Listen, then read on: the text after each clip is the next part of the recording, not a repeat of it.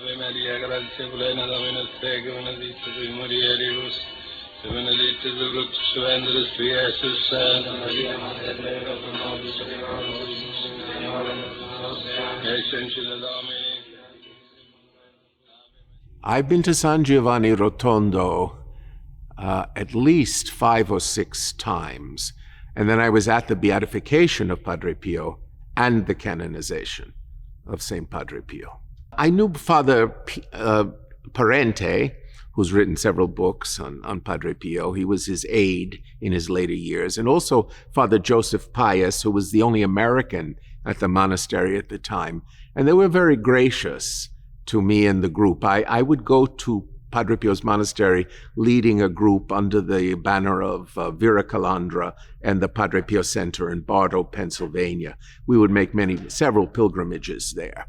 And when I got there, this was in the early days, long before he was a saint, before it was a museum like it is now, they would let me into his cell so that I could say my prayers and spend quiet time in the cell. And I can remember one evening where after hours, they let me into the walled-in area, the fenced-in area where his sarcophagus was after he died, and I was able to pray there alone. In fact, one of the most extraordinary stories I have of that period was I was walking down the street late at night with a seminarian of our diocese, and as we were walking towards the monastery, this very late at night, it was very cold, I recall, I heard a little voice coming out of a hotel saying, "Father, you speak English. Can we speak to you?" And this young couple comes over to me and says, "We'd like to talk to you. We just arrived in town. We're on our honeymoon, and there's not a room to be had anywhere in San Giovanni Rotondo. Can you help us out in any way?" I said, "Well, I'm staying with a group of nuns, the Sisters of St. Joseph, I think they were." And I said, "No nun is going to turn away a couple of honeymooners." So I brought them back to where I was staying with the seminarian and a group of pilgrims. And the nun, of course, found a room for the young honeymoon couple. So I said, "You go get settled in your room, come back, and you got to tell me the story. I'm sure there's a great story behind this, why 2 honeymooners arrive at San Giovanni Rotondo so late at night." So we went to the cafe there, and we had an espresso, and they started telling me the story. They had just come from Lourdes. Their honeymoon was to Lourdes and San Giovanni Rotondo. And she starts one of the most extraordinary stories I've ever heard. She said to me, "Father, I was a cloistered Carmelite nun. But before my final vows," she said, "I got very sick and I was hospitalized.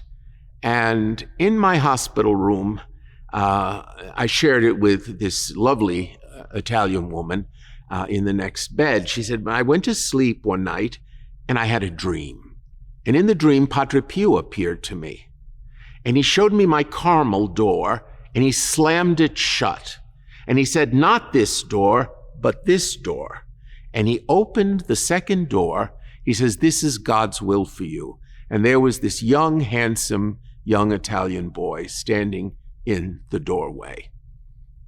He says, 'This is God's will for you.'" Well, she didn't think anything of it. She woke up the next morning and she's talking to the lady in the next bed when all of a sudden her son comes to visit her, and she recognizes the boy from the dream, who's now her husband. And that's how they made it to San Giovanni Rotondo. First to Lourdes, they made a promise to consecrate their marriage to the Blessed Virgin, and then they came to San Giovanni Rotondo. So I said to them, "Wait until the monks hear this story." I got them into the monastery after hours, and they were able to kneel right at the sarcophagus within the fenced-in area in the lower church, and they consecrated their marriage to God through the Virgin in honor of Padre Pio, making the promise that they'd come back with their first child and give gratitude to Padre Pio for this grace.